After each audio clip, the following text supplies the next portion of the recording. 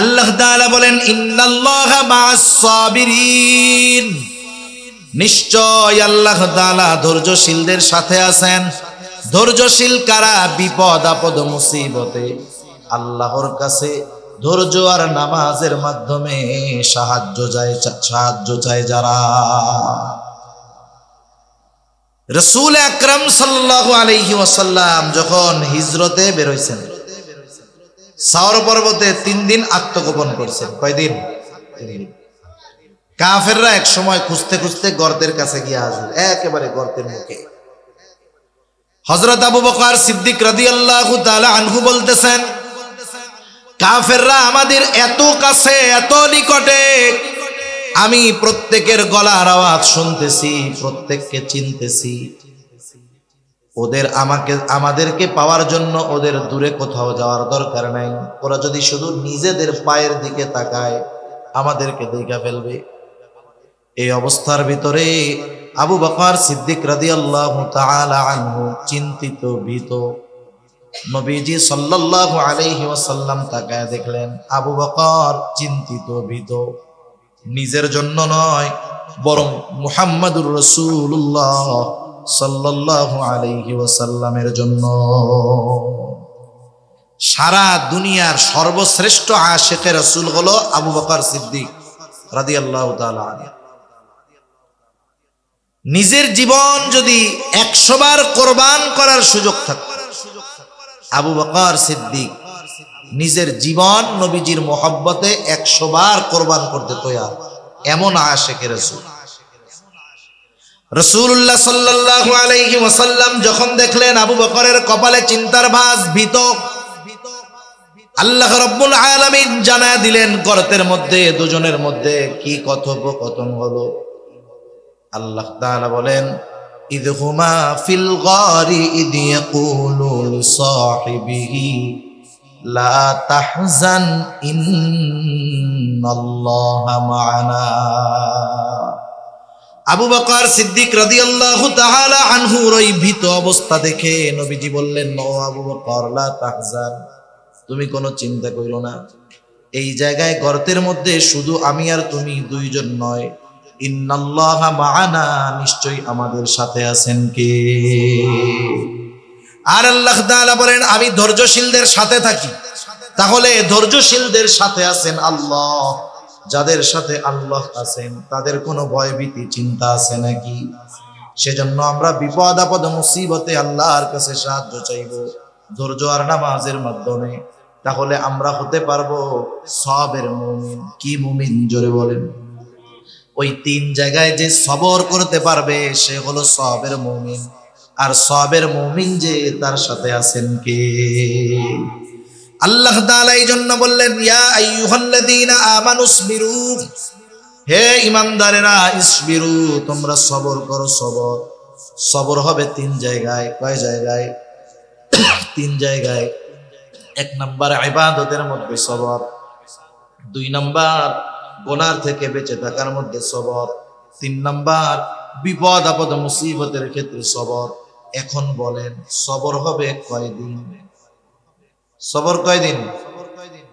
হায়াত আছে যতদিন সবর হবে। কতদিন? জীবন আছে যতদিন। ইবাদত কতদিন?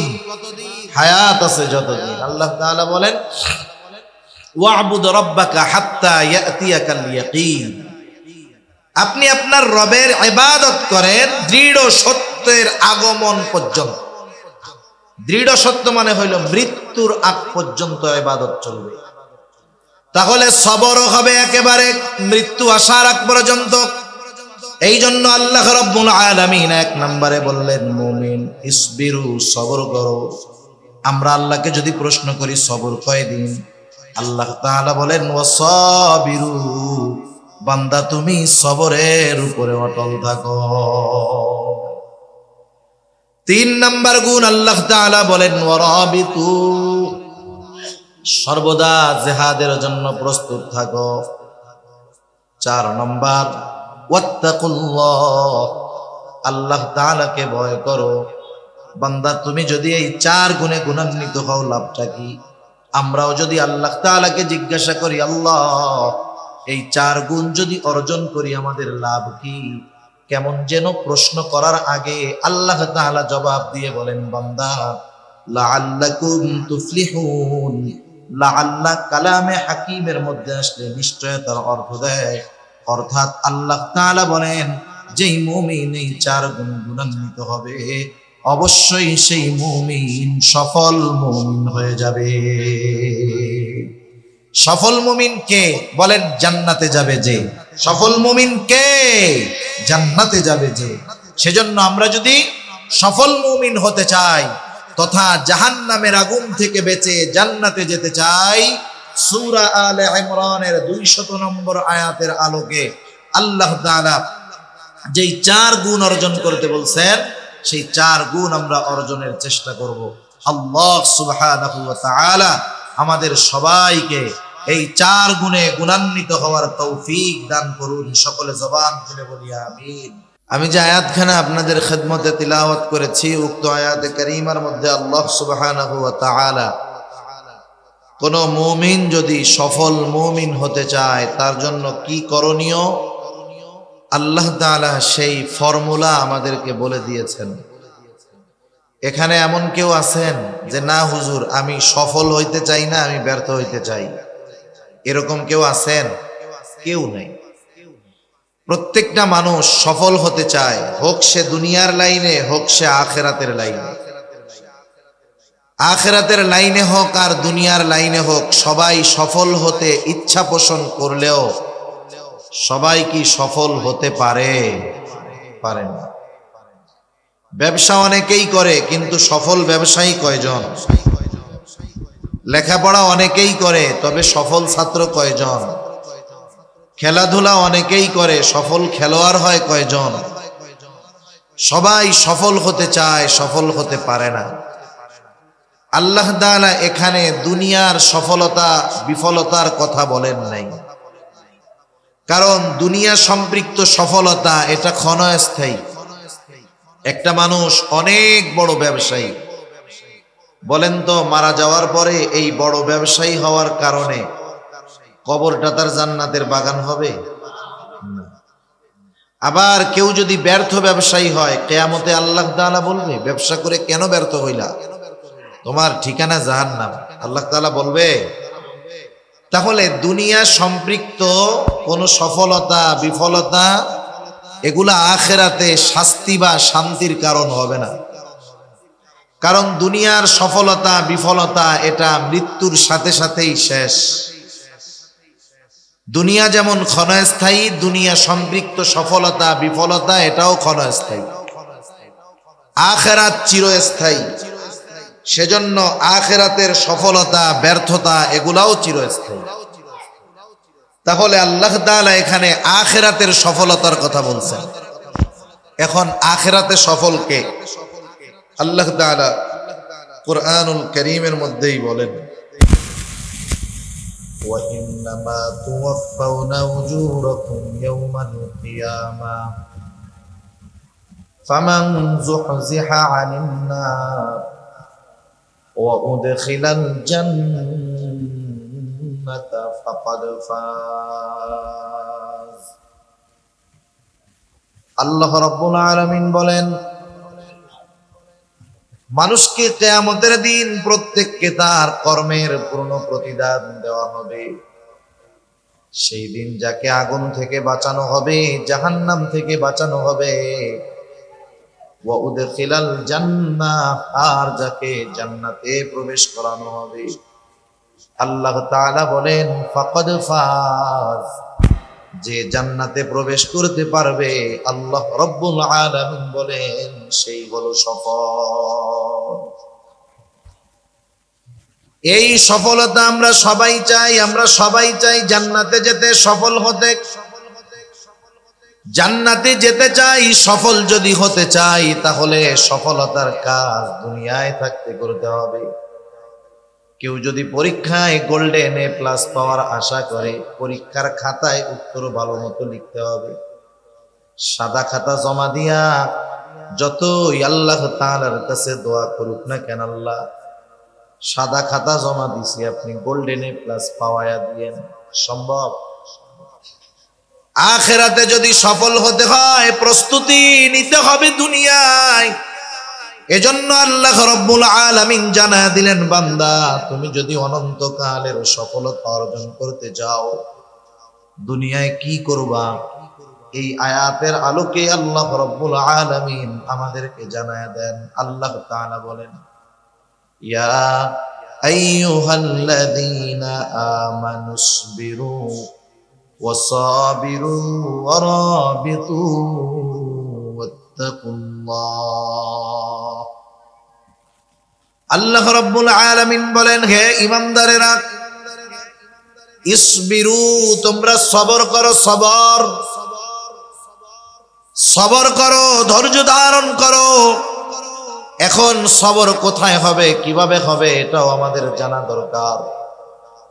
তাফসিরে মাআরিফুল কোরআন সহ দুনিয়ার সকল প্রসিদ্ধ তাফসিরের মধ্যে আসছে মুমিন সবর করবে তিন জায়গায়। কয় জায়গায় একটু জবান খুলে বলেন। তিন জায়গায় মুমিন সবর করবে। এক নাম্বার, সবরুন আলা তাআত, আনুগত্যের মধ্যে সবর তথা ইবাদতের মধ্যে সবর। প্রত্যেকটা ইবাদতের মধ্যেই সবর আছে। যে ইবাদত হয় সবরওয়ালা ইবাদত, ওই ইবাদতটাই হয় সুন্দর ইবাদত। সবরওয়ালা সুন্দর ইবাদত। সুন্দর কাকে বলে? সুন্দর, আমাদের চোখ সাধারণত আমাদের সংজ্ঞায় সুন্দর হলো আমাদের চোখ যেটা দেখে তৃপ্ত হয়। আফ্রিকার মানুষ, এদের চামড়াগুলো কালো না, এদেরকে দেখলে আমাদের চোখে ভালো লাগে। এদের বলি কি কালার, কালারে। আমাদের সংজ্ঞায় সুন্দর হলো চোখ যেটা দেখার পর তৃপ্ত হয়, মজা পায়, অন্তরের মধ্যে প্রশান্তি আসে, আমরা সেটাকে বলি সুন্দর। তাহলে আমাদের সুন্দর নির্ভর করে আমাদের দেখার উপরে, নজরের উপরে। কিন্তু আল্লাহ তাআলার সংজ্ঞায় সুন্দর এটা ভিন্ন জিনিস। রাসূল আকরাম সাল্লাল্লাহু আলাইহি ওয়াসাল্লাম জানায় দেন আল্লাহ তাআলার সংজ্ঞায় সুন্দর কি। নবীজি সাল্লাল্লাহু আলাইহি ওয়াসাল্লাম বলেন, ইন্নাল্লাহা লা ইয়ানজুরু ইলা সুওয়ারিকুম ওয়ালাকিন ইয়ানজুরু ইলা কুলুবিকুম ওয়া আ'মালিকুম। নবীজি বলেন, নিশ্চয় আল্লাহ তাআলা তোমাদের সূরত দেখেন না। আল্লাহ তাআলা দেখেন না কে কত সুন্দর, কে কোন বংশের মানুষ, আল্লাহ তাআলা এটা দেখেন না। বরং আল্লাহ তাআলা কি দেখেন? নবীজি বলেন, ওয়ালাকিন ইয়ানজুরু ইলা কুলুবিকুম ওয়া আ'মালিকুম। বরং আল্লাহ তাআলা দেখেন কার অন্তর কেমন, কার আমল কেমন। তাহলে আল্লাহ তাআলার কাছে সৌন্দর্যের সম্পর্ক অন্তরের সাথে। কিসের সাথে? অন্তরের সাথে। সেজন্য আমরা যদি সবরওয়ালা সুন্দর ইবাদত করতে চাই, ওই ইবাদতটার সাথে অন্তরের কিছু সম্পর্কের দরকার আছে।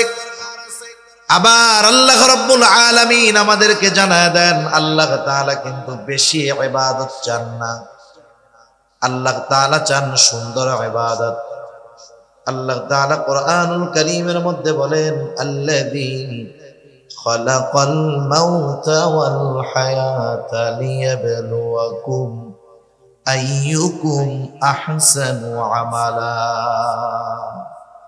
আল্লাহ রাব্বুল আলামিন বলেন, তিনি আল্লাহ যিনি মৃত্যু এবং জীবনকে সৃষ্টি করেছেন, মওত এবং হায়াতকে সৃষ্টি করেছেন। কেন? আল্লাহ তাআলাই বলেন, লিয়াবলুয়াকুম, তোমাদের পরীক্ষা করার জন্য। অর্থাৎ আমাদের পরীক্ষা করার জন্য মৃত্যু এবং জীবন আল্লাহ তাআলা সৃষ্টি করেছেন। আমরা জিজ্ঞাসা করলাম, আল্লাহ কি পরীক্ষা করতে চান? আল্লাহ তাআলা বলেন, বান্দা পরীক্ষা হলো আইয়ুকুম আহসানু আমালা, কার আমল কত সুন্দর। এবার বুঝে থাকলে জবাব দেন, আল্লাহ তাআলা বেশি ইবাদত চান না সুন্দর ইবাদত চান? বেশি চান না সুন্দর চান? এখন সুন্দর যেটা দেখতে সুন্দর না অন্তরের সুন্দর? দুনিয়ার অনেক জিনিস আছে চোখে দেখতে খুব ভালো লাগে, কিন্তু ভেতরে অবস্থা খারাপ। বলে না, উপরে ফিটফাট ভেতরে সদরঘাট। সেজন্য আল্লাহ তাআলা যদি সবরওয়ালা ইবাদত আমরা করতে চাই, ইবাদতের মধ্যে সবর অর্জন করতে চাই, আমাদের সুন্দর ইবাদতের দরকার। কারণ আল্লাহ তাআলা বেশি ইবাদত নয়, সুন্দর ইবাদত চান। সুন্দর ইবাদত আল্লাহ তাআলার সংজ্ঞায় চোখ দিয়ে দেখা যায় না, বরং সুন্দরের সম্পর্ক অন্তরের সাথে। এই জন্য নবীও জানায় দেন, আখলিস দীনাকা ইয়াকফিকাল আমালুল কলিল। তোমার ঈমান খাঁটি করো, তোমার নিয়ত পরিশুদ্ধ করো। আল্লাহর নবী জানায় দেন, অল্প আমল নাজাতের জন্য যথেষ্ট হয়ে যাবে। তাহলে সবরওয়ালা সুন্দর ইবাদতের জন্য এক নাম্বার যেটা দরকার সেটা হলো নিয়তের পরিশুদ্ধতা তথা ইখলাস।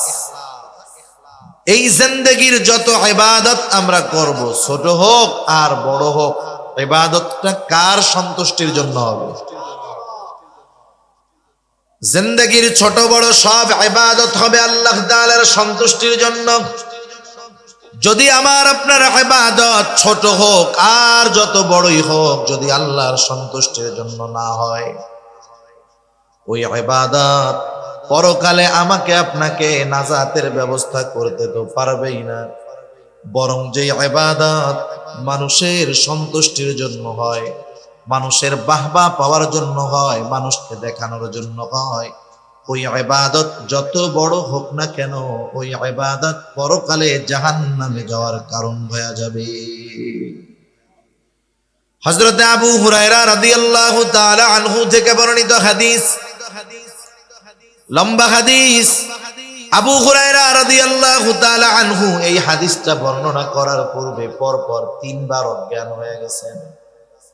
চতুর্থবার তিনি বর্ণনা করতেছেন, তিনি জানায়া দেন, নবীজি সাল্লাল্লাহু আলাইহি ওয়াসাল্লাম বলেন, কিয়ামতের দিন আল্লাহ তাআলা সর্বপ্রথম 3 শ্রেণীর মানুষকে হিসাবের জন্য ডাকবে। এক নম্বরে একজন শহীদ আল্লাহর সামনে রক্তাক্ত অবস্থায় হাজির হয়ে যাবে। আল্লাহ তাআলা জিজ্ঞাসা করবে, ও গোলাম, ও আমার বান্দা, তোমার এই পরিণতি কেন, তোমার এই অবস্থা কেন? লোকটা বলবে, আল্লাহ, আপনার দ্বীন আপনার জমিনে প্রতিষ্ঠা করার জন্য লড়াই করেছিলাম, জিহাদ করেছিলাম, রক্ত দিয়েছি, শহীদ হয়েছি। আল্লাহ তাআলা বলবেন, উদ্দেশ্য কি, কার জন্য? লোকটা এবার বলবে, আল্লাহ, শুধুমাত্র আপনার সন্তুষ্টির জন্যই আমি এই জিহাদ করেছি। বলেন তো, আল্লাহ রাব্বুল আলামিন আমাদের অন্তরের খবর জানেন কি জানেন না? আল্লাহ তাআলা বলেন, কুল ইন তুখফু মা ফি সুদুরিকুম আও তুবদুহু ইয়ালামুল্লাহ। তোমরা কোনটা প্রকাশ করো, কোনটা গোপন রাখো, কেউ না জানলেও যিনি জানেন তিনি কে? আমাদের অন্তরের মধ্যে কি আছে, কি আমাদের মন চায়, কি ওয়াসওয়াসা দেয় আমাদের অন্তরের মধ্যে, দুনিয়ার কেউ জানে না। কে জানে? আল্লাহ তাআলা আরো এক জায়গায় বলেন, ওয়ালাকাদ খালাকনাল ইনসানা ওয়া না'লামু মা তুওয়াসওয়িসু বিহি নাফসুহু ওয়া নাহনু আকরাবু ইলাইহি মিন হাবলিল ওয়ারিদ। আল্লাহ তাআলা বলেন, ওয়ালাকাদ খালাকনাল ইনসান, আমি মানুষ সৃষ্টি করেছি। শুধু তাই নয়, ওয়া না'লামু মা তুওয়াসওয়িসু বিহি নাফসুহু, আমি আল্লাহ এটাও জানি কোন জিনিস মানুষের অন্তরের মধ্যে ওয়াসওয়াসা দেয়। বলেন তো, ওয়াসওয়াসা দেখা যায় নাকি? দুনিয়ার অনেক প্রযুক্তি আবিষ্কার হয়েছে, একজন সুস্থ মানুষ, কোনো রোগ ধরা পড়ে নাই, ওই লোকটাকেও যদি মেশিনের মধ্যে ভরে দেওয়া হয়, রিপোর্ট আসবে এই লোকটা যদিও এখনো সুস্থ, কিন্তু শরীরের ওই অর্গানগুলা অসুস্থ হতে পারে। কিডনি এখন ভালো আছে কিন্তু অসুস্থ হতে পারে, সতর্ক সাবধান। এই ধরনের রিপোর্ট বের করা যায়। কিন্তু বলেন তো, দুনিয়ায় এমন কোন মেশিন আছে নাকি যার মধ্যে যদি আমাকে আপনাকে ঢুকিয়ে দেওয়া হয়, অন্তরে কি ওয়াসওয়াসা দেয় দেখা যাবে। এমন কোন মেশিন দুনিয়ায় আছে নাকি? তাহলে অন্তরের ওয়াসওয়াসার খবর দুনিয়ার কেউ জানেন না, কিন্তু আল্লাহ তাআলা বলেন, বান্দা আমি আল্লাহ তোমাকে সৃষ্টি করেছি। শুধু তাই না, ওয়া না'লামু মা তুওয়াসওয়িসু বিহি নাফসু, কোন জিনিস তোমার অন্তরের মধ্যে ওয়াসওয়াসা দেয়, কি ওয়াসওয়াসা দেয়, আমি আল্লাহ সেই ওয়াসওয়াসার ব্যাপারেও জানি। কেন জানি? কেন? আল্লাহ তাআলা বলেন, ওয়া নাহনু আকরাবু ইলাইহি মিন হাবলিল ওয়ারিদ।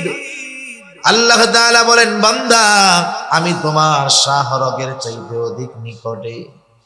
তার মানে আমি আপনি, আমার আপনার যত কাছে, যত নিকটে, তার চাইতে বেশি নিকটে যিনি, তিনি কে? সেজন্য আল্লাহ তাআলা আমাদের অন্তরের সব কিছু জানে, কোনটা কোন কারণে করতেছে। সেজন্য আল্লাহ তাআলার কাছে দোয়া করা বেশি বেশি, ইয়া মুকাল্লিবাল কুলুব সাব্বিত কলবি আলা দীনিক। কারণ এই কলবের পরিচালক কে? জোরে বলেন। সেজন্য এই কলবের পরিচালকের কাছে দোয়া চাওয়া যে, আমার রব, এ কলবের পরিচালক, সাব্বিত কলবি আলা দীনিক, আপনি দ্বীনের উপরে আমার কলবকে অটল রাখেন। আল্লাহ রাব্বুল আলামিন সেজন্য আমাদের অন্তরের খবর জানে। এবার আল্লাহ তাআলা বলবে, না বান্দা তুমি মিথ্যা বলতেছ, তুমি আমি আল্লাহর সন্তুষ্টির জন্য জিহাদ করো নাই। তুমি জিহাদ করেছো যাতে করে দুনিয়ার মানুষ তোমার বীরত্বের প্রশংসা করে, দুনিয়ার মানুষ জানি তোমাকে বীর বলে। তুমি যে উদ্দেশ্যে যুদ্ধ করেছো, জিহাদ করেছো, দুনিয়ায় তুমি তা পেয়ে গেছো। কারণ দুনিয়ার মানুষ তোমাকে বীর বলছে, বাহাদুর বলছে, তোমার বীরত্বের প্রশংসা করেছে। সুতরাং আজকে আমি আল্লাহর তরফ থেকে তোমার জন্য কিছু নাই, তুমি চলে যাও, তোমার ঠিকানা হলো চিরস্থায়ী জাহান্নাম। 2 নম্বরে আল্লাহ তাআলা একজন দানবীরকে ডাকবেন।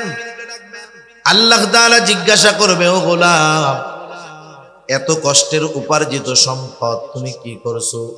বলে, আল্লাহ আপনার রাস্তায় দান করছি। যার ঘর নাই তাকে ঘর বানায় দিয়েছি, মসজিদ বানায় দিয়েছি, রাস্তা বানায় দিয়েছি, খাবার কিনে দিয়েছি। আল্লাহ তাআলা বলবে, এগুলা কেন করছো?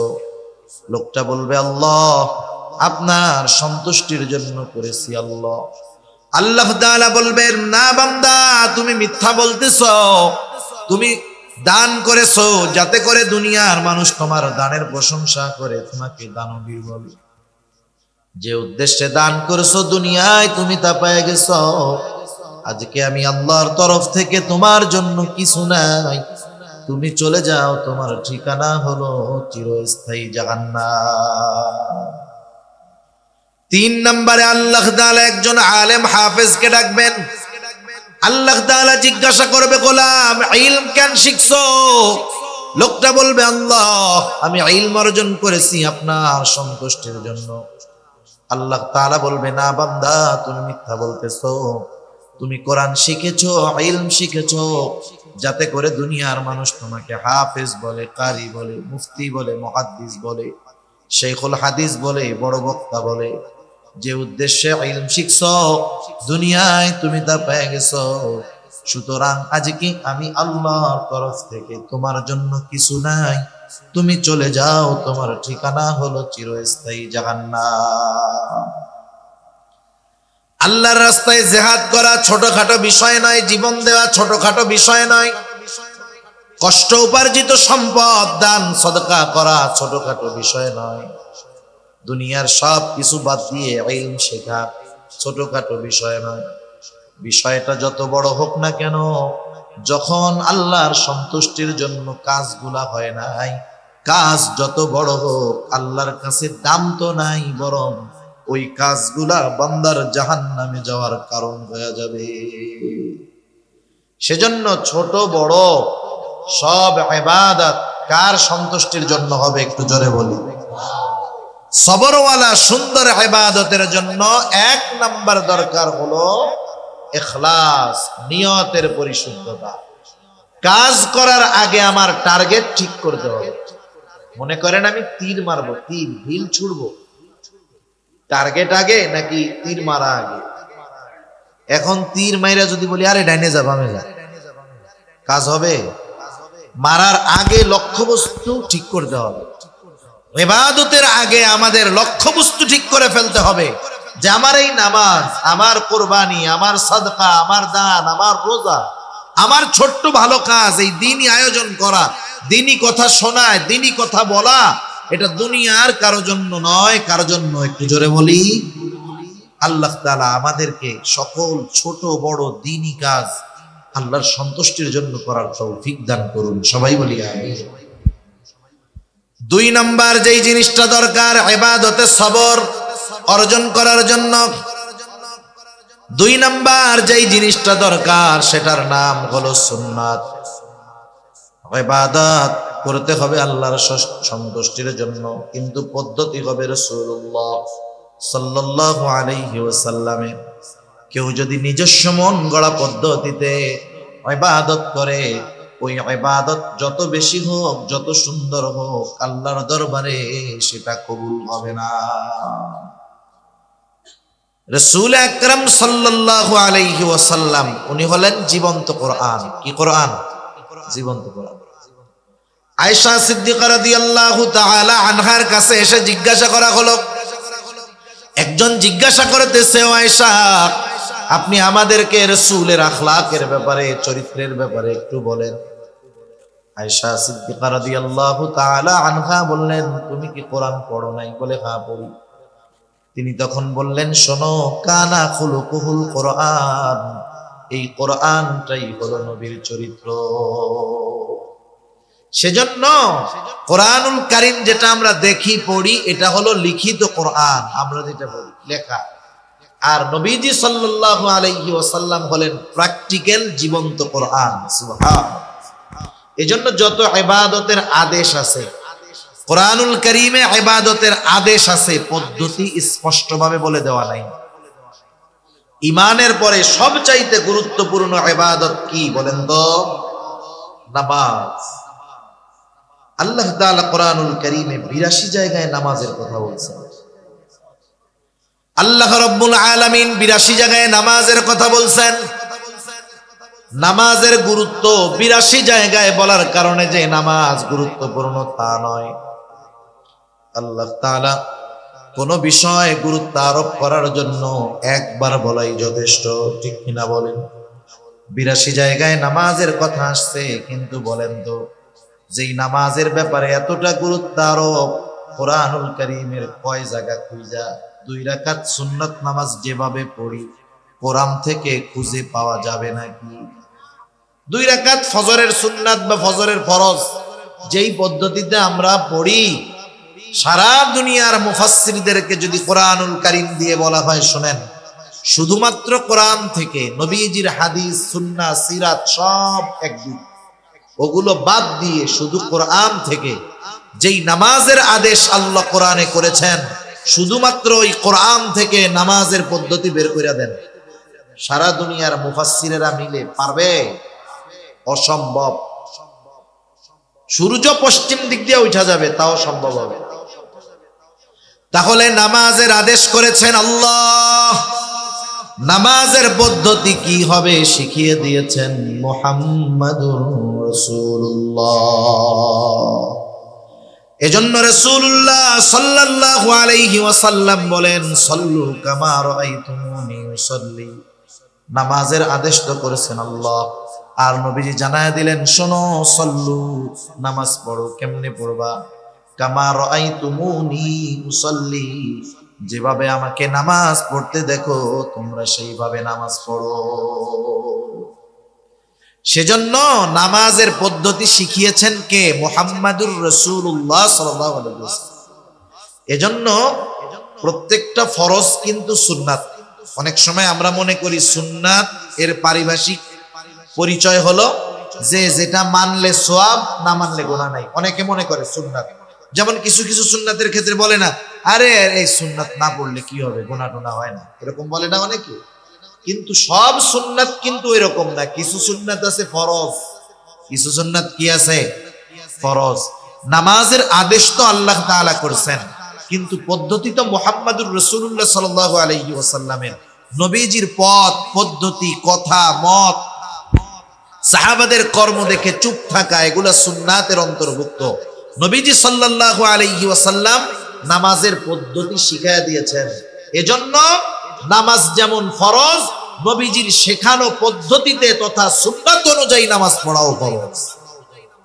একটা উদাহরণ দিলে বুঝতে সহজ হবে।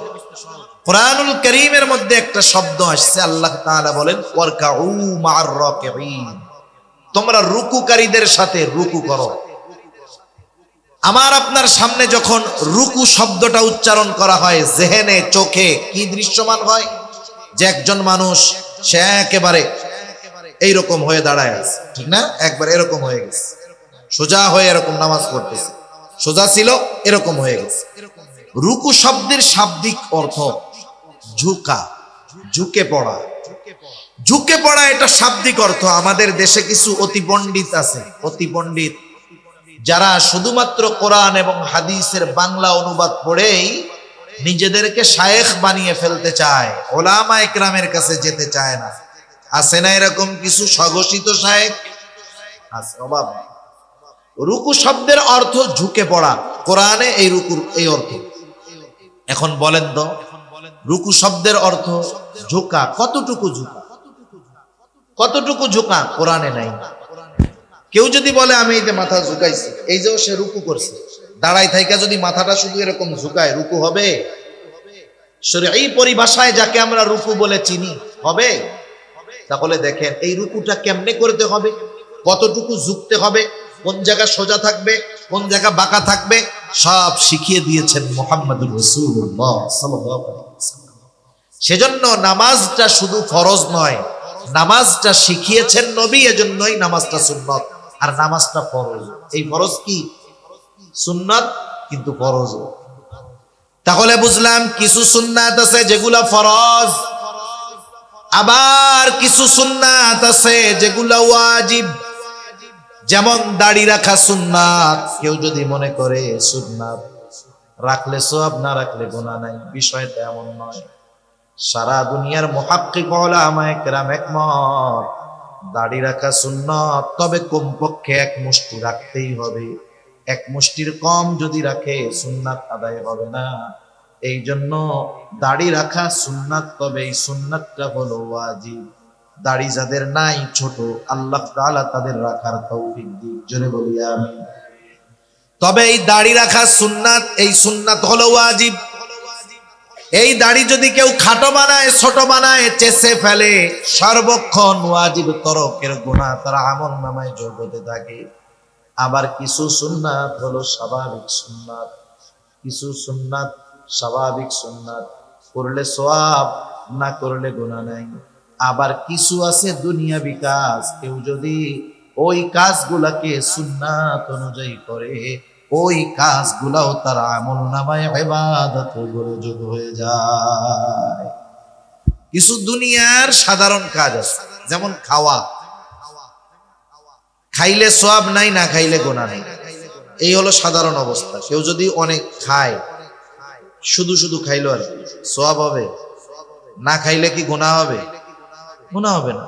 কিন্তু যদি সুন্নাত তরিকায় খায়, দস্তরখানটা বিছায় খায়, খাওয়ার আগে দোয়া পড়ে, ডান দিক দিয়ে খাওয়া শুরু করে, ডান হাত দিয়ে খায়, সুন্দর মতো খাওয়া শেষ করে দোয়া পড়ে, খাওয়ার দোষ ত্রুটি না বলে, এই যে খানাটা খাইলো সুন্নাত তরিকায় খাওয়ার কারণে, এই খাওয়াটাও তার আমলনামায় ইবাদত বলে গণ্য হয়ে যায়। জরুরত সারবে, বাথরুমে যাবে, কেউ যদি বাথরুমে বারবার যায়, সওয়াবও নাই, সপ্তাহে একদিন না গেলে গুনাহ নেই। কিন্তু বাথরুমে যদি সুন্নাত তরিকায় যায়, নিয়ত করে যে আমি বাথরুমে সকালে উঠে যাইতেছি ফজরের আজানের পরে, যাতে নামাজটা ভালো মতো পড়তে পারি, এই নিয়ত কইরা বাথরুমের দিকে রওনা হয়েছে, মাথাটা ঢাকছে, মাথা ঢাইকা বাথরুমে ঢোকার আগে দোয়া পড়তে হবে। অনেকে বোঝে না, বাথরুমের মধ্যে ঢুইকা এরপরে দোয়া পড়ে, ওইটা নিয়ম না।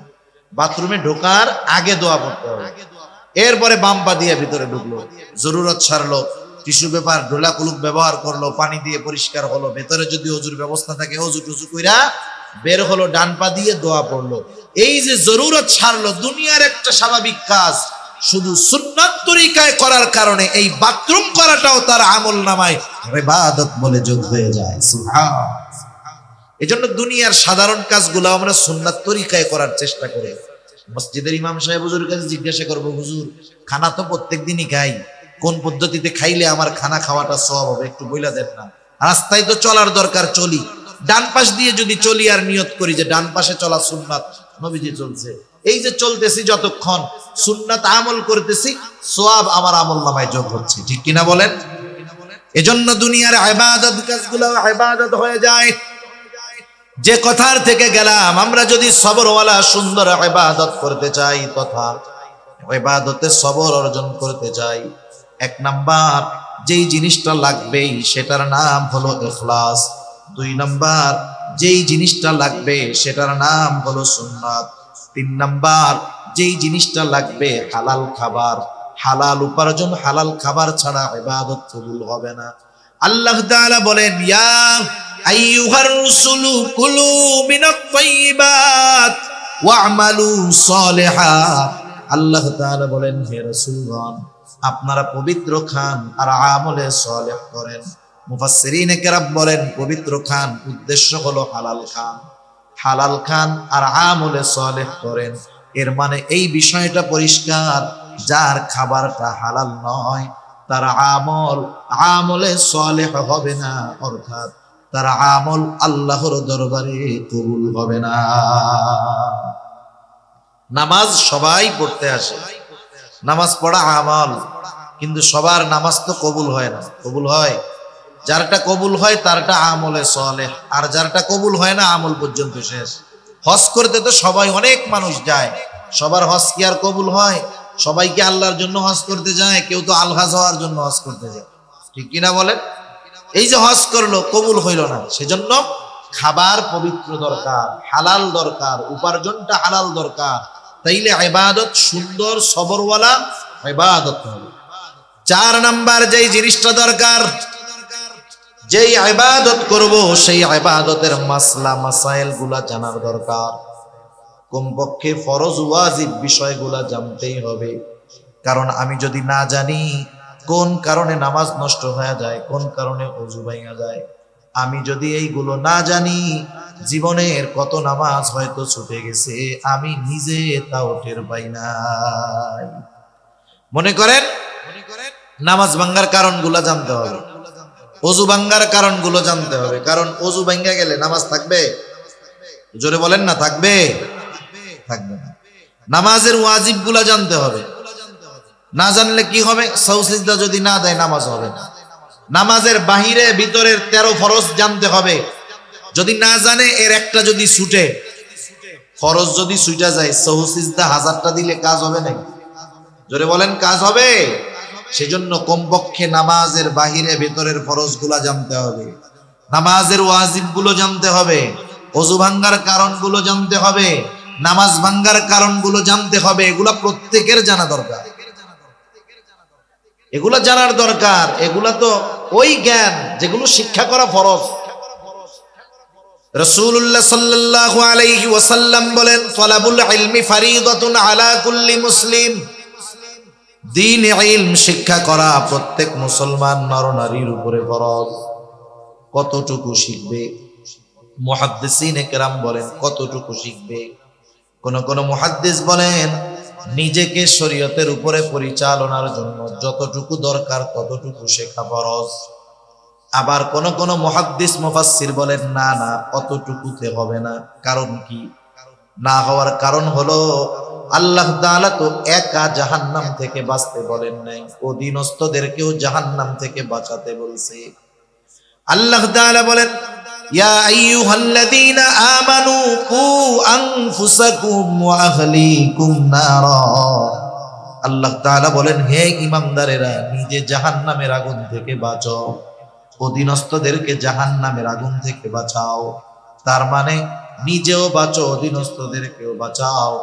নিজে জাহান্নামের আগুন থেকে বাঁচার জন্য যেমন ইলমের প্রয়োজন, অধীনস্থদেরকে জাহান্নামের আগুন থেকে বাঁচানোর জন্য ইলমের প্রয়োজন আছে না? শুধু তাই না, আল্লাহ তাআলা আরো এক জায়গায় বলেন নামাজ তো একা পড়লে হবে না। আল্লাহ তাআলা বলেন ওয়া'মুর আহলাকা বিস-সালাতি ওয়াসতাবির আলাইহা। আল্লাহ তাআলা বলেন তুমি তোমার অধীনস্থদেরকে নামাজের আদেশ করো, তুমিও তার উপরে অটল থাকো। এই দৃষ্টিকোণ থেকে মুহাদ্দিসিন ইকরাম বলেন প্রত্যেকটা মুসলমানের উপরে ওই পরিমাণ জ্ঞান শিক্ষা করা ফরজ, ওই পরিমাণ ইলম অর্জন করা ফরজ, যেই ইলম দিয়ে নিজে এবং অধীনস্থ যারা আছে তাদেরকে সে জাহান্নামের আগুন থেকে বাঁচাতে পারে। বাস্তবতা হলো মাদ্রাসায় যদি না পড়িয়া থাকে, মাদ্রাসার তালিবুল ইলম বাদে বাকি আওয়াম সাধারণ মানুষ যারা আছে এদের মধ্যে অল্প সংখ্যক মানুষ ওই পরিমাণ জ্ঞানের অধিকারী, বাকি অধিকাংশ মানুষ এই যে ফরজ পরিমাণ জ্ঞান অর্জন না করার কারণে সব সময় গুনাহ তার আমলনামায় যোগ হইতেছে, কারণ ফরজ তরক হইতেছে। এজন্য ওই পরিমাণ জ্ঞান প্রত্যেকের অর্জন করার দরকার আছে না নাই? এটা শুধু হুজুরদের দরকার না স্কুল কলেজের ছাত্রদেরও দরকার? এটা শুধু আলেমদের দরকার নাকি আওয়ামদেরও দরকার? সেজন্য বোঝার দরকার যে আমার নিজেকে নিজে বাঁচাতে হলে ওই পরিমাণ জ্ঞান শিখতে হবে। আমাদের বাংলাদেশে সাধারণত দিন শিক্ষার তিনটা পদ্ধতি আছে। তিনটা পদ্ধতিতে সাধারণত দিন শিক্ষা হয়, অন্যান্য প্রাইভেট পদ্ধতিও আছে। সচরাচর সাধারণত যেই পদ্ধতিগুলোতে মানুষ দিন শিখে, এক নাম্বার হলো মাদ্রাসার মাধ্যমে, দ্বীনি শিক্ষা প্রতিষ্ঠানের মাধ্যমে মানুষ দিন শিখে। বাস্তবতাটা ভিন্ন। মুরব্বীদের মুখে শুনেছি একটা সময় মানুষ যখন স্কুলে পড়তো, স্কুলে পাকিস্তান পিরিয়ডের আগে এরকম ছিল যে স্কুলে পড়েই একটা ছাত্র, একটা ছেলে, একটা মেয়ে যতটুকু জ্ঞান শিক্ষা করা ফরজ স্কুলে থাকতেই তারা ওইগুলো শিখে ফেলতে পারে। কিন্তু দিন যাচ্ছে, শিক্ষা কারিকুলাম থেকে ইসলামকে উঠায়া দিয়া সেকুলারিজমকে এর মধ্যে ঢোকানো হচ্ছে, ইসলামকে বাদ দিয়ে অনইসলামিক কথাবার্তা কালচার ঢোকায়া দেওয়া হচ্ছে। এজন্য স্কুলে, প্রাইমারি স্কুল সহ জেনারেল শিক্ষা প্রতিষ্ঠানে যতটুকু ধর্মীয় শিক্ষা আছে অতটুকু দিয়ে একজন মানুষ নিজের যা দরকার তার 100 ভাগের 10 ভাগও শিখতে পারে না। অন্যটা তো বাদ দিলাম, নিজেরই 100 ভাগের 10 ভাগ হয় না। তাহলে ওই জায়গার থেকে ওই ধর্ম নৈতিক শিক্ষা বই যেটা আছে ওটা দিয়ে দিন শিক্ষা শিখা যায় না। সেজন্য দিন শিক্ষার অন্যতম প্রধান মাধ্যম হলো দ্বীনি মাদ্রাসাগুলা। ওখান থেকে মানুষ সচরাচর দিন শিখে। 2 নাম্বার হক্কানি পীর মাশায়েখের খানকা থেকে শিখে। একটা সময়ের প্রচলন খুব বেশি ছিল, কিন্তু এখন মানুষের ব্যস্ততা অনেক, মানুষ সুযোগ পায় না। এজন্য খানকায় গিয়ে থেকে অবস্থান নিয়ে দিন শেখা, ফরজ পরিমাণ দিন শেখা, এটা খুব কঠিন ব্যাপার হয়ে গেছে। তৃতীয় পদ্ধতি হলো বর্তমান দুনিয়ায় দাওয়াত ও তাবলীগের মাধ্যমে মানুষ দিন শিখতে পারে। ফরজ পরিমাণ ইলম কতটুক দরকার সে দাওয়াত ও তাবলীগকে বলা হয় চলতি ফিরতি মাদ্রাসা, ওইখান থেকে শিখতে পারে। তবে দিন যদি শিখতে হয় ওই পরিমাণ দিন জানলেওয়ালা লোকের তত্ত্বাবধানেও থাকতে হয়, ঠিক কিনা বলেন? যে আমাকে 10 টাকা দিবে তার কাছে কমপক্ষে 10 টাকা থাকতে হবে। যে আমাকে ফরজ পরিমাণ জ্ঞান শিক্ষা দিবে কমপক্ষে তার কাছে ফরজ পরিমাণ ইলম জ্ঞান থাকতে হবে, নাইলে ও আমাকে দিবে করতে, ঠিক কিনা বলেন? এখন আসেন, এই যে দাওয়াত ও তাবলীগ বিশ্ব ইজতেমা আসতেছে, শুধু যে এই 13, 14, 15 এই 3 দিনকে কেন্দ্র করে এই ইজতেমা বা উদ্দেশ্য তা নয়। অনেকে যদি মনে করে এই 3 দিন গেলাম কাজ শেষ, না, বরং মূল উদ্দেশ্য হলো এই 3 দিনকে কেন্দ্র করে সারা দুনিয়ার মানুষ ওখানে একত্রিত হবে। বিশেষ করে যেই মানুষগুলা দ্বীনি ব্যাপারে অপরিপক্ক তারা একটু সময় নিয়ে বের হয়ে যাবে, 3 চিল্লার জন্য যাবে, 120 দিন থেকে আসবে, উলামায়ে কেরামের তত্ত্বাবধানে থাকবে।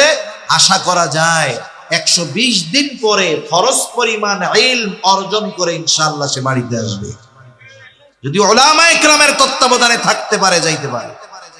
কিন্তু আফসোসের ব্যাপার কি জানেন? আপনাদের এলাকায় কি চার দোকানের আড্ডা আছে? একটু জোরে বলেন না, আছে? কত মুরব্বী তো আছে দুপুর বেলায় খেয়ে দে শাল টাল চাদর টাদর নিয়ে মুজো টুজো নিয়ে বের হয়, আর রাত 10টার সময় বাড়ি আসে। চার দোকান যতক্ষণ খোলা মুরব্বী ততক্ষণ আছে, জোহরের পর থেকে নিয়ে পর্যন্ত 8, 9, 10 ঘন্টা এক জায়গায় থাকে, গল্প করে, কষ্ট নাই। জিজ্ঞাসা করা হইল, চাচা কাম কাজ নাই, প্রত্যেকদিন 10 ঘন্টা দোকানে বসে থাকেন, কি বলে? হায় রে, সময় কাটে না তো বাসায় বসে, এই জন্য দোকানে এসে একটু সময় কাটাই। মুরব্বীর নামাজ কালামের খোঁজ খবর নাই, দিন সম্পর্কে কি জানে আল্লাহই জানে। এখন আপনি ওই যে মুরব্বী চার দোকানে বসে থাকে কেন? বলে কি টাইম পাস করি, টাইম কাটে না, এই জন্য টাইম কাটাই। এখন ওনার গিয়ে আপনি দাওয়াত দিবেন, এই 13, 14, 15 3 দিনের ইস্তেমা, এরপরে আপনি করেন একবারে 3 চিল্লার নিয়তে বাইরে হয়ে যান, যেহেতু আপনার সময়ের অভাব নেই। এই কথা বলার সাথে সাথে মুরব্বী কি বলবে জানেন? এই কথা বলার সাথে সাথে আপনার কাছে সে এমন ভাবে জবাব দিবে, মনে হবে সারা পৃথিবীর মাননীয় প্রধানমন্ত্রী Tony Blair, George W Bush, তারপরে বাইডেন, ওই পুতিন, ওদের চাইতেও ব্যস্ত মানুষ ওই মুরব্বী চাচা। ওই টাইমে ওনার চাইতে ব্যস্ত দুনিয়ায় আর কেউ থাকবে না। একটু আগে কিন্তু প্রতিদিন 10 ঘন্টা চার দোকানে বসে কাটায়, টাইম কাটায়। এগুলা শয়তানের ধোঁকা। এজন্য যাদের সময় আছে আল্লাহর রাস্তায় বের হয়ে যান, ওলামায়ে কেরামের তত্ত্বাবধানে যান, লাভ আছে। আমি আমার নিজের জীবনের একটা কারগুজারি মাঝে মধ্যে শুনাই। আমরা ছাত্র জামানায় 3 দিন করে যাইতাম দাওয়াতে, তাবলীগের মেহনতে 3 দিন সময় লাগাইতাম। 3 দিন গ্রামে গেছি, এরকম একবার 3 দিনের সময় লাগাইছি। 3 দিনের জন্য গেছি এক মসজিদের মধ্যে। আমাদের সাথে অনেক মুরব্বী গেছে, 70-75 জনের কম হবে না। আমরা গেছি, বেশ কয়েকজন তালিবুল ইলম আছে, মুরব্বীরা উৎসাহের সাথে আরো গেছে। তা আমরা গিয়ে মানুষের আমলের অবস্থাগুলো খেয়াল করতাম, কি করে না করে এইগুলো। একদিন দেখলাম একজন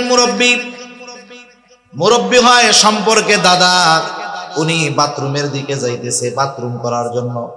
গ্রাম অঞ্চল, টিস্যু পেপার নয়, 3টা মাটির ঢিলা নিয়ে গেছে, মাটির ঢিলা। আমি মজা করে জিজ্ঞাসা করতেছি, দাদা কই যান? বাথরুম তো আর সাথে লাগাও না, গ্রাম অঞ্চল, একটু দূরে বাথরুম। ঢিলা দেখায় বলে বাথরুমে যাই। আমি বললাম কয় কাম করেন ওই জায়গায় গিয়া? কাজ কয়টা করে বাথরুমে? 2টা। মাদ্রাসায় ছুটি নেয় না, যখন 1 নাম্বার দেখায় কিছু বলা লাগে না, হুজুরে কি বুঝে, এখন প্রস্রাব করতে যাবে। 2 নাম্বার দেখাইলে কি বুঝে? বাথরুমে যাবে। কেন 2 নাম্বার দেখায়? শুধু প্রস্রাব করা যায়, কিন্তু পায়খানা করতে গিয়া কোন বীর বাহাদুর আছে শুধু পায়খানা করবে কিন্তু প্রস্রাব করবে না? এরকম 2-1 জন আছেন নাকি যে না হুজুর আমি যখন বাথরুম করি তখন আমার একটুও প্রস্রাব আসে না? তাইলে তারে নোবেল পুরস্কার দেওয়া যাবে। এরকম কেউ আছে? সম্ভব? ওই জায়গায় গিয়ে 2 কাজ করতে বাধ্য, এই জন্য 2 নাম্বার দেখানো হয়। এখন জিজ্ঞাসা করলাম কই যান? বাথরুমে যাই। ঢিলা হাতের মধ্যে দেখলাম 3টা ঢিলা। কেন, কি করবেন? সোজা কথাই বলতেছি, বলে পায়খানার রাস্তায় 3টা ঢিলাই তো ব্যবহার করতে হয়। তা আমি বললাম চাচা প্রস্রাব করার পরে ঢিলা নেওয়া লাগে নাকি? দাদা সম্পর্কে, হ্যাঁ লাগে। কেন লাগে? বলে প্রস্রাব করার পরে একটু ঢিলা নিয়ে নড়াচড়া না করলে প্রস্রাবের নালীতে প্রস্রাব থেকে যায়, জামায় প্রস্রাব ভরে যেতে পারে, নাপাক হয়ে যেতে পারে। এখন আমি বললাম দাদা তাহলে বাথরুমের মধ্যে গিয়া যখন পায়খানার সাথে প্রস্রাব করেন, ওই প্রস্রাব মনে হয় ঝরে না, ওইটা মনে হয় আর লুঙ্গিতে কাপড়ে লাগে না। এইবার ওনার মাথার মধ্যে কথাটা ধরছে যে আসলে তো বিষয়টাই, পায়খানায় গিয়া 3টা ঢিলা ব্যবহার করি কিন্তু প্রস্রাবের রাস্তার ব্যাপারে চিন্তিত থাকি না। আমি লোকটারে বুঝ দিলাম, একটু হতাশ ভাব। বললাম শুধু এতটুকু শোনেন, বাথরুমের মধ্যে যখন যাবেন বাথরুমের 3টা ঢিলার সাথে আর একটা ঢিলা নিবেন, এরপরে ঢিলা দিয়ে ভালো মতো পরিষ্কার করার পর এরপরে পানি খরচ করার আগে আপনি ওই ঢিলাটা প্রস্রাবের রাস্তায় ব্যবহার করবেন। বাথরুমের মধ্যে তো হাঁটা যাবে না, একটু দাঁড়াইলেন, উঁচু নিচু হইলেন, এইবার প্রস্রাবের রাস্তা ক্লিয়ার, পায়খানার রাস্তা ক্লিয়ার, এইবার পানি দিয়ে ধৌত করলেন আপনি পা। একটু চিন্তা করে দেখেন তো, ওই লোকটা যদি প্রস্রাব তার ঝরে থাকে, আর বাথরুম করার পরে যদি প্রস্রাবের নালী ভালোভাবে পরিষ্কার না করে, তাহলে যখন সে দাঁড়াইলো চললো, প্রস্রাবের ফোঁটা তার লুঙ্গিতে লাগছে কি লাগে নাই? এক ফোঁটা প্রস্রাব যদি কোনো কাপড়ের উপরে পড়ে, ওই কাপড়ের দ্বারা নামাজ না হওয়ার জন্য যতটুকু নাপাকি লাগার দরকার, তার চাইতে অনেক বেশি লেগে ছড়িয়ে যায়। এই যে প্র্যাকটিক্যালি বিষয়গুলো শিখায়া দেওয়া, এটা ওলামায়ে কেরাম ছাড়া কেউ শিখায়া দেবে। আমাদের অঞ্চলের অনেক ওলামায়ে কেরাম এরকম গেছে, সময় লাগাইছে, সাথে গেছে, কোরআন শরীফ পড়তে পারে না, ওই রকম না পড়তে পারা লোককেও 2-3 পারা পড়াইয়া সহি শুদ্ধ করাইয়া 3 চিল্লা দিয়ে বাড়ি ফিরছে, এখন নিজে বাকিটুক পড়ার যোগ্যতা অর্জন করে গেছে। সেজন্য আমি যেটা অর্জন করতে চাই, আমি এত মেহনত করব, সময় দিব, অর্থ ব্যয় করব, আমার যেটা দরকার, যাদের সাথে যাব তাদের মধ্যে তো সেটা থাকতে হবে, নাইলে আমি পাবো কোন জায়গায়? ঠিক কিনা বলেন? এজন্য উলামায়ে কেরামের সাথে আমাদের সময় দেওয়া দরকার। সাথে সাথে মসজিদের মধ্যেও ইমাম সাহেবদের সাথে আমাদের সম্পর্ক আরো ভালো করার দরকার। দুনিয়ার ছোট বড় শুধুমাত্র আখেরাতের বিষয় না, দুনিয়াবী বিষয়গুলোও ইমাম সাহেবদের সাথে পরামর্শ করার দরকার। আশা করি সৎ পরামর্শ তারা দিবেন। যাই হোক, সবর হবে কয় জায়গায়? 3 জায়গায়। কয় জায়গায়? 1 নাম্বার ইবাদতের মধ্যে সবর। ইবাদতে সবর যদি অর্জন করতে হয় 4টা জিনিস লাগবে। 1 নাম্বার ইখলাস, 2 নাম্বার সুন্নাত, 3 নাম্বার হালাল খাবার, 4 নাম্বার যে ইবাদত করবে সেই ইবাদতের মাসলা মাসাইল গুলো জানা।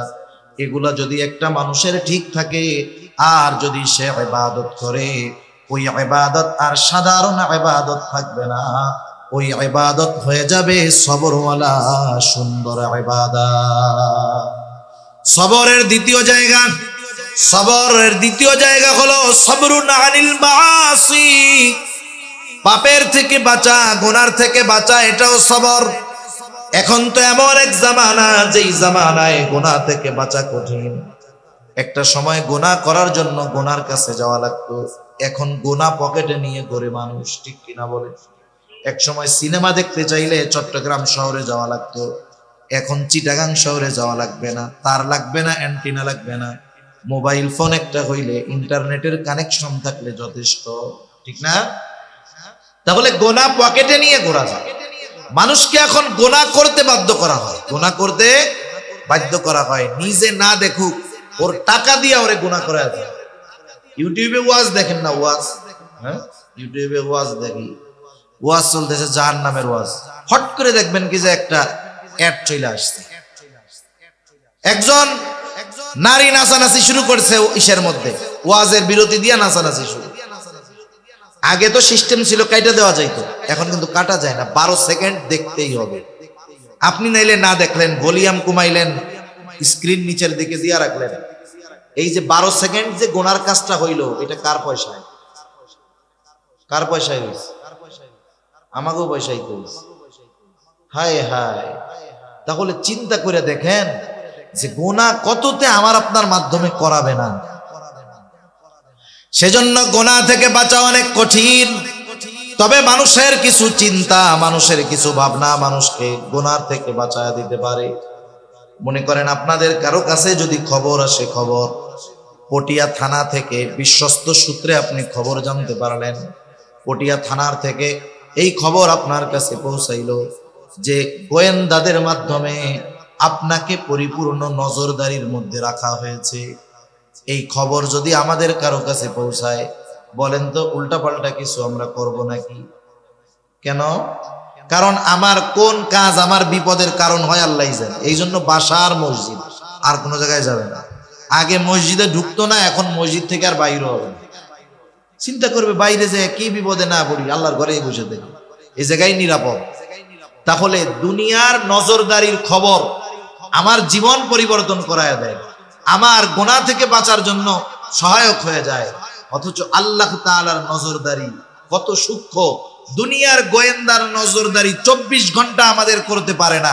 ঘরের মধ্যে দরজা আটকায় লেপের তলে কি করি না করি গোয়েন্দা দেখবে, কিন্তু রাতের আধারে ঘরের দরজা আটকায়া কম্বলের তলে কি বলি, কি করি, কি দেখি, আল্লাহর নজরে আছে তো। তাইলে আল্লাহ তাআলার নজরদারিরে আমরা ভয় করি না। সেজন্য আমরা যদি সর্বদাই চিন্তা করি যে আমার সর্বহালত সর্ব অবস্থায় আল্লাহ তাআলা আমাকে দেখতেছে, রাত নাই দিন নাই, একা নাই, লোকালয়ের মধ্যে নাই, সব জায়গায় আল্লাহ তাআলা দেখতেছে। শুধু বাহিরের বিষয়গুলা দেখে না, অন্তরের বিষয়টাও দেখতেছে। এক নাম্বার এই চিন্তা। দুই নাম্বার, আমি যদি চিন্তা করি আল্লাহ তাআলা জানাইলেন দুই কাঁধে দুইজন ফেরেশতা আছে। আল্লাহ তাআলা বলেন কিরামান কাতিবিনা ইয়ালামুনা মা তাফআলুন। আল্লাহ তাআলা বলেন সম্মানিত লেখক নয়, জানে তোমরা কি আমল করো। এই দুই কাঁধের ফেরেশতা কিন্তু জানে, শুধু জানে তা নয়, ডান কাঁধের ফেরেশতা আমার ভালো কাজগুলো লেখে, বাম কাঁধের ফেরেশতা আমার মন্দ কাজগুলোও লেখে। সাথে সাথে আর একজন ফেরেশতা আছে, আমরা যা বলি সে সেগুলো সংরক্ষণ করে। আল্লাহ তাআলা বলেন মা ইয়ালফিযু মিন কাউলিন ইল্লা লাদাইহি রাকীবুন আতীদ। আল্লাহ তাআলা বলেন মানুষ যা জবান দিয়ে নিক্ষেপ করে সদা তৎপর একজন ফেরেশতা সেগুলো সংরক্ষণ করে ফেলে। আমাদের কথা সংরক্ষিত, কর্ম সংরক্ষিত। এই তিনজন ফেরেশতা আমাদের থেকে এক মুহূর্তের জন্য আলাদা হয় না। লেপের তলে গেলেও এই ফেরেশতা আছে না নাই? জেনা করতে গেলে আছে, মদ খাইতে গেলে তিনজন আছে, চোর চুরি করতে গেলে এই তিনজন আছে। আল্লাহ তাআলাও দেখতেছে। শুধু তাই না, যে অঙ্গ প্রত্যঙ্গের দ্বারা আমরা গুনাহগুলা করি কিয়ামতের দিন এরাও আমাদের কর্মের ব্যাপারে আল্লাহর কাছে বলে দিবে। এই চিন্তাধারা যদি আমার আপনার মধ্যে আমি আপনি যথাযথভাবে এই চিন্তাধারা লালন করতে পারি দৃঢ়ভাবে, তাহলে গুনাহ করার আগে যদি চিন্তা করি এই কাজটা করলে আমার বাপ যদি দেখতো আমি লজ্জা পাইতাম। আল্লাহ তো দেখতেছে, তাইলে বাপের চাইতে আল্লাহর লজ্জা বেশি হবে না কম? বেশি করতে হবে। এই যে চিন্তা, এই চিন্তাগুলা মানুষকে গুনার থেকে বাঁচাইতে পারে। নাইলে দুনিয়ার আইন দিয়া ভয় দেখাইয়া মানুষকে গুনার থেকে ফেরানো যায় না। যদি যাইতো, গোটা দুনিয়ায় মাসের পর মাস, বছরের পর বছর একটা অপরাধ বন্ধ করার জন্য হাজারো আইন করা হয়, কিন্তু বন্ধ হয় বলেন? বন্ধ হয় না। সেজন্য বুঝতে হবে, এই কথাগুলো আমাদের সামনে রাখতে হবে, তাইলে গুনার থেকে বাঁচার যে সবর এটা অর্জন করা যাবে। 3 নাম্বার, সবরুন আলাল মাসায়েব, বিপদ আপদ মুসিবতের মধ্যে সবর। আল্লাহ রাব্বুল আলামিন এই দুনিয়ায় মুমিনকে বিপদ আপদ দিবেন, এটা আল্লাহ তাআলার ঘোষণা। কারণ আমরা যদি নিজেদেরকে মুমিন দাবি করি, এই দাবির পরিপ্রেক্ষিতে আল্লাহ তাআলা বলেন আহাসিবান নাসু আইয়ুতরাকু আইয়াকুলু আমান্না ওয়া হুম লা ইফতানুন। আল্লাহ রাব্বুল আলামিন বলেন মানুষ কি এটা মনে করে নাকি আইয়াকুলু আমান্না, তারা বলবে যে আমরা ঈমান এনেছি, আমরা মুমিন, আর তাদের পরীক্ষা নেওয়া ব্যতীত ছেড়ে দেওয়া হবে। মানুষ কি এটা ভাবে নাকি? তার মানে আল্লাহ তাআলা জানায় দিলেন যারা নিজেদেরকে মুমিন দাবি করে অবশ্যই তাদেরকে ঈমানের পরীক্ষার মুখোমুখি হওয়া লাগবে। তাহলে আল্লাহ তাআলা দুনিয়ায় বালা মুসিবত দিয়ে আমাদের ঈমানের পরীক্ষা নেন। আল্লাহ তাআলা বলেন ওয়ালানাবলুওয়ান্নাকুম বিশাইইম মিনাল খাউফি ওয়াল জু'i ওয়া নাকসিম মিনাল আমওয়াল ওয়াল আনফুসি ওয়াত তামারাত। আল্লাহ তাআলা বলেন আমি অবশ্যই তোমাদের পরীক্ষা নিব, ঈমানের পরীক্ষা। কোন পদ্ধতিতে? বিশাইইম মিনাল খাউফ, কিছুটা ভয়ের মাধ্যমে মুমিনের ঈমানের পরীক্ষা নেওয়া হবে। ওয়াল জু', ক্ষুধা অভাব দারিদ্রতার মাধ্যমে মুমিনের ঈমানের পরীক্ষা নেওয়া হবে। ওয়া নাকসিম মিনাল আমওয়াল, মালের লস, মালের ক্ষতির মাধ্যমে পরীক্ষা নেওয়া হবে। ওয়াল আনফুস, জানের ক্ষতি, স্বাস্থ্যের ক্ষতির মাধ্যমে পরীক্ষা নেওয়া হবে। জানের ক্ষতির পরীক্ষা নিজের জানের ক্ষতির দ্বারাও হতে পারে, প্রিয়জনের জানের ক্ষতি দিয়েও আল্লাহ পরীক্ষা নিতে পারে। 5 নাম্বার ওয়াস সামারাত, ফল ফসলের ক্ষতি দিয়ে মুমিনের ঈমানের পরীক্ষা নিবেন কে? এটা মুসিবত, বালা, পরীক্ষা। একটু বুঝে থাকলে জবান খুলে জবাব দিবেন। বালা মুসিবত দিয়ে পরীক্ষা নেন কে? তাহলে বালা মুসিবত বিপদ আপদ দেন কে? আল্লাহ। কোন সন্দেহ আছে কারো? সন্দেহ নেই। এখন দ্বিতীয় প্রশ্ন, বিপদ আপদ বালা মুসিবত থেকে উদ্ধার করেন কে? আরো জোরে, কে? বিপদ আপদ দেন আল্লাহ, উদ্ধার করেন আল্লাহ। তাহলে বিপদ আপদ মুসিবতে যেহেতু আল্লাহ তাআলা উদ্ধার করেন, সাহায্য কার কাছে চাইব? বিপদ আসলে সাহায্য কার কাছে চাইব? আল্লাহ তাআলাই বলতেছে, বান্দা আমি বিপদ আপদ মুসিবত দেই, পরীক্ষা নেই, কিন্তু চাই না তুমি পরীক্ষায় ফেল যাও। স্যার যখন ছাত্রের পরীক্ষা নেয়, শিক্ষক কি এই আশা করে যে আমার ছাত্র এটা ফেল যায়? কি চায়? পাশ করুক। শিক্ষক চায় আর ছাত্র যেন ফেল না যায়, তবে পরীক্ষা নেয়। আল্লাহ তাআলা কত বড় মেহেরবান! আল্লাহ তাআলা বান্দার পরীক্ষা নেন, কিন্তু চান না বান্দা পরীক্ষায় ফেল যাক। এই জন্য আল্লাহ তাআলা বলেন, বান্দা বিপদ আপদ মুসিবতের পরীক্ষায় যখন পড়বা, সাহায্য আমার কাছে চাও। আল্লাহ তাআলা বলেন, ইয়া আইয়ুহাল্লাযীনা আমানুস্তাঈনু বিস-সাবরি ওয়াস-সালাহ। আল্লাহ তাআলা বলেন, হে ঈমানদারেরা, তোমরা আমার কাছে ধৈর্য আর নামাজের মাধ্যমে সাহায্য চাও। তাহলে বিপদ আপদ মুসিবতে সাহায্য কার কাছে চাইব? আল্লাহ তাআলার কাছে সাহায্য চাওয়ার মাধ্যম হলো দুইটা। জোরে বলেন, কয়টা? ধৈর্য আর নামাজ। ধৈর্য আর নামাজ। এবার একটু আসেন পেছনের দিক যাই। বিপদ আপদ দেন কে? বিপদ আপদ থেকে উদ্ধার করেন কে? বিপদ আপদে পড়লে সাহায্য কার কাছে চাইব? আমাদের কথার কর্মের মধ্যে কিন্তু মিল নাই।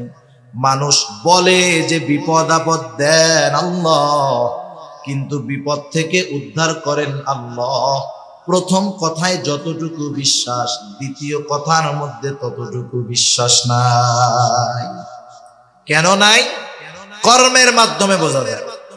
মানুষের কিছু বিশ্বাস কর্মের মাধ্যমে ফুটে ওঠে। আল্লাহ বিপদ দেন, এটা আমরা বিশ্বাস করি, কিন্তু বিপদ থেকে উদ্ধার করেন আল্লাহ, এটা মুখে যতটা বলি অন্তরে ততটা বিশ্বাস নাই। কেন নাই? রাগ হইেন না আল্লাহর রাস্তায়। আমার সাথে কারো শত্রুতা নাই। শত্রুতা আছে? আমার বাপ আপনাদের কারো পাকা ধানে মই দিছিল? পাকা ধানে মই বুঝেন? শত্রুতা নাই। আমার সাথেও নাই, আমার পূর্বপুরুষের সাথেও নাই, আপনাদের সাথেও আমি গ্যাঞ্জাম মারামারি করতে আসি না। একটু চিন্তা করেন তো, বিপদ দেন আল্লাহ, বিপদ থেকে বাঁচান আল্লাহ। বিপদে পড়লে আল্লাহই বলছে আমার কাছে সাহায্য চাও। তাইলে এই জায়গায় কিছু কাজ আমরা করি, বিপদ দিছে আল্লাহ, আমাকে দেশে করে কাজ বাজ বলে। বিপদে পড়ছে, বড় বিপদ, বলে আল্লাহ কি বিপদ দিলেন, এই বিপদ থেকে যদি বাঁচান তাহলে বাবার দরবারে আমি 2টা গরু দিই। বিপদ দেন কে? বিপদ থেকে উদ্ধার করেন কে? গরু খায় কে? আল্লাহ খায়। হায় হায়, তাহলে একটু চিন্তা করেন না, আল্লাহ তাআলা যেগুলো শিখায়া দিছে এর মধ্যে তো আর কোনো ভেজাল নাই। তাহলে আল্লাহ বলছেন, বান্দা আমি বিপদ দেই, আমি উদ্ধার করি, আমার কাছে সাহায্য চাও। তাহলে এই জায়গায় গরুর কারবারি আসে কেন? আমি তো এটা বুঝলাম না। এখানেই আমাদের সমস্যা, এই জায়গায় আমাদের সমস্যা। আমি যদি গরুর পক্ষে বলি, আমার লস আছে, দুনিয়ার লস আছে? লস নাই তো। আমার বিজনেস আরো ভালো হবে, পকেট আরো গরম হবে। কিন্তু এরপরেও একটু নিজের বিবেক দিয়ে চিন্তা করেন, আল্লাহ তাআলা বলল বান্দা বিপদ আপদে পড়লে আমার কাছে সাহায্য চাও। আমরা আল্লাহর কাছে সাহায্য না চেয়ে আমরা যে কাজগুলা করি এগুলা ঈমান বিধ্বংসী কাজ হয়ে দাঁড়ায় আমাদের জন্য। এখন আল্লাহর কাছে বললাম, আল্লাহ আপনার কাছে সাহায্য কেমনে চাইব? অনেকে বলে আল্লাহ তাআলার কাছে কি ডাইরেক্ট সাহায্য চাওয়া যায় নাকি? এমপি সাহেবের কাছে ডাইরেক্ট সাহায্য চাওয়া যায়? কত মাধ্যম দিয়ে চাইতে হয়। এজন্য আল্লাহর কাছেও আমরা মাধ্যম ধরি, যুক্তি দেয় আর কি। তা আল্লাহ তাআলার কাছে সাহায্য চাওয়ার মাধ্যমও তো আল্লাহ বলে দিয়েছে। কে বলে দিয়েছে? আল্লাহ তাআলা বলেন ইয়া আইয়ুহাল্লাযীনা আমানুস্তাঈনু বিস-সাবরি ওয়াস-সালাহ। আল্লাহ তাআলা বলেন বান্দা আমার কাছে তোমরা সাহায্য চাও ওয়াস-সালাহ, ধৈর্য আর নামাজের মাধ্যমে আমি আল্লাহর কাছে তোমরা সাহায্য চাও। আল্লাহ তাআলা এরপরে বলেন যেই বান্দা ধৈর্য আর নামাজের মাধ্যমে আমার কাছে সাহায্য চায় সে সাধারণ মুমিন বান্দা নয়, বরং সে সবের মুমিন। আর সবের মুমিন যে তার সাথে আছেন কে? আল্লাহ তাআলা বলেন ইন্নাল্লাহা মা'আস সাবিরিন, নিশ্চয় আল্লাহ তাআলা ধৈর্যশীলদের সাথে আছেন। ধৈর্যশীল কারা? বিপদ আপদ মুসিবতে আল্লাহর কাছে ধৈর্য আর নামাজের মাধ্যমে সাহায্য চায় যারা। রাসূল আকরাম সাল্লাল্লাহু আলাইহি ওয়াসাল্লাম যখন হিজরতে বের হইছেন, সাওর পর্বতে 3 দিন আত্মগোপন করছেন। কয়দিন? 3 দিন। কাফেররা এক সময় খুঁজতে খুঁজতে গর্তের কাছে গিয়ে হাজির, একেবারে গর্তের মুখে। হযরত আবু বকর সিদ্দিক রাদিয়াল্লাহু তাআলা আনহু বলতেছেন, কাফেররা আমাদের এত কাছে, এত নিকটে, আমি প্রত্যেকের গলার আওয়াজ শুনতেছি, প্রত্যেককে চিনতেছি। ওদের আমাদেরকে পাওয়ার জন্য ওদের দূরে কোথাও যাওয়ার দরকার নাই।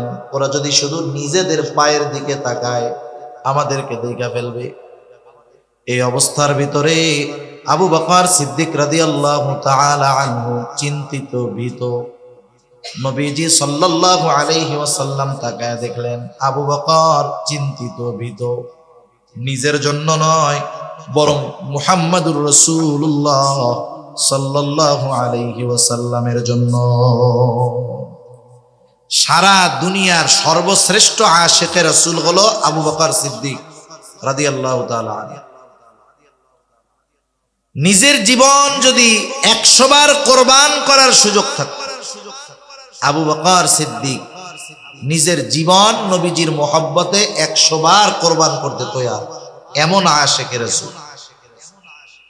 রাসূলুল্লাহ সাল্লাল্লাহু আলাইহি ওয়াসাল্লাম যখন দেখলেন আবু বকরের কপালে চিন্তার ভাঁজ, ভীত, আল্লাহ রাব্বুল আলামিন জানায় দিলেন গর্তের মধ্যে দুজনের মধ্যে কি কথোপকথন হলো।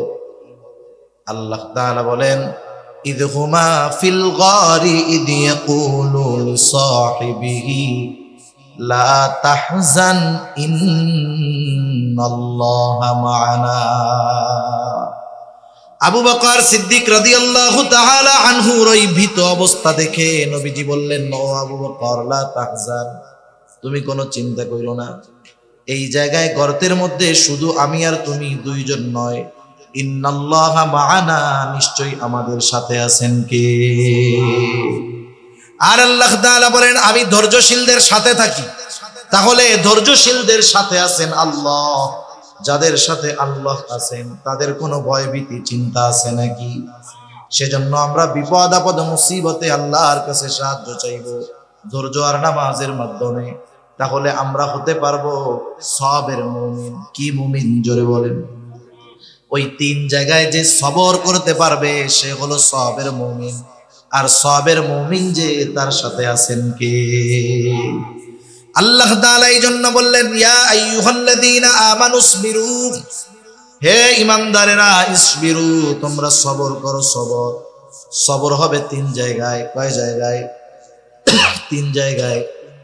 1 নাম্বার ইবাদতের মধ্যে সবর, 2 নাম্বার গুনার থেকে বেঁচে থাকার মধ্যে সবর, 3 নাম্বার বিপদ আপদ মুসিবতের ক্ষেত্রে সবর। এখন বলেন সবর হবে কয়দিন? সবর কয়দিন? হায়াত আছে যতদিন সবর হবে কতদিন? জীবন আছে যতদিন। ইবাদত কতদিন? হায়াত আছে যতদিন। আল্লাহ তাআলা বলেন ওয়া'বুদ রাব্বাকা হাত্তা ইয়াতিয়াকাল ইয়াকিন, আপনি আপনার রবের ইবাদত করেন দৃঢ় সত্যের আগমন পর্যন্ত। দৃঢ় সত্য মানে হইল মৃত্যুর আগ পর্যন্ত ইবাদত চলবে। তাহলে সবর হবে একেবারে মৃত্যু আসার আগ পর্যন্ত। এই জন্য আল্লাহ রাব্বুল আলামিন 1 নম্বরে বললেন মুমিন ইসবিরু, সবর করো। আমরা আল্লাহকে যদি প্রশ্ন করি সবর কয়দিন, আল্লাহ তাআলা বলেন ওয়াসাবিরু, বান্দা তুমি সবরের উপরে অটল থাকো। 3 নাম্বার গুণ আল্লাহ তাআলা বলেন ওয়ারাবিতু, সর্বদা জিহাদের জন্য প্রস্তুত থাকো। 4 নাম্বার ওয়াত্তাকুল্লাহ, আল্লাহ তাআলাকে ভয় করো। বান্দা তুমি যদি এই 4 গুণে গুণান্বিত হও, লাভটা কি? আমরাও যদি আল্লাহ তাআলাকে জিজ্ঞাসা করি, আল্লাহ এই 4 গুণ যদি অর্জন করি আমাদের লাভ কি? কেমন যেন প্রশ্ন করার আগে আল্লাহ তাআলা জবাব দিয়ে বলেন, বান্দা লাআল্লাকুম তুফলিহুন। লাআল্লা কালামে হাকিমের মধ্যে আসলে নিশ্চয়তার অর্থ দেয়, অর্থাৎ আল্লাহ তাআলা বলেন যেই মুমিন এই 4 গুণ গুণান্বিত হবে অবশ্যই সেই মুমিন সফল মুমিন হয়ে যাবে। সফল মুমিন কে? বলেন জান্নাতে যাবে যে। সফল মুমিন কে? জান্নাতে যাবে যে। সেজন্য আমরা যদি সফল মুমিন হতে চাই তথা জাহান্নামের আগুন থেকে বেঁচে জান্নাতে যেতে চাই, সূরা আলে ইমরানের 200 নম্বর আয়াতের আলোকে আল্লাহ তাআলা যেই 4 গুণ অর্জন করতে বলছেন সেই 4 গুণ আমরা অর্জনের চেষ্টা করব। আল্লাহ সুবহানাহু ওয়া তাআলা আমাদের সবাইকে এই 4 গুণে গুণান্বিত হওয়ার তৌফিক দান করুন। সকলে জবান খুলে বলি আমিন, আরো জোরে বলি আমিন। ওয়া আখিরু দাওয়ানা আনিল হামদুলিল্লাহি রাব্বিল আলামিন।